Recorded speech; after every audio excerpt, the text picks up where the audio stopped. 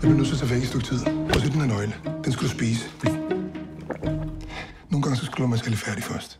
Inde på banegården, der er der en taske. Den taske, den henter du og graver ned i skoven op ved mors hus. Jeg er godt begravet et andet sted. Ej, det er glemt. Han hedder John nu. Hvorfor fanden vil du ikke have Manfred mere? Altså, du kan jo ikke bare komme hjem, når du har været væk så længe, og så tror du, at alt er det samme. Ja, John. Så er den dobbelt ved lænderen. Må du kraft. Ved med, hold kæft. Du ligner ham jo ikke engang. Du har ikke engang de rette briller på. Det må vi have sparet op til. Stop det nu. Manfred, nu fortæller du, hvor det er. Er okay?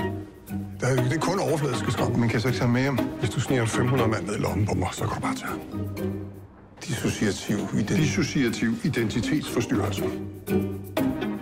Altså, man kan ikke bare vælge sit eget navn. Jeg kan ikke bare kalde mig selv for Werner Kæmpepik. Altså, det skal afspejle i virkeligheden. Jeg forstår slet ikke, hvordan det er der mig.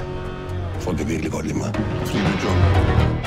Du er sindssyg. Så skal du ikke lave bane med tosser. Det er faktisk et yderst valid psykiatrisk eksperiment. Skal du så spille for et rigtigt publikum? Nej. Vi kommer spela framför massa bävrar. Hvad er det, Anker leder efter ude i skoven? Når man har en hemmelighed, så sætter man en krone.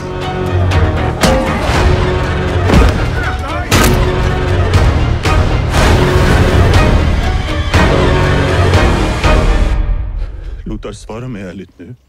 Har jag inte ljust hår? Och är inte mina ögon blå? Jamen...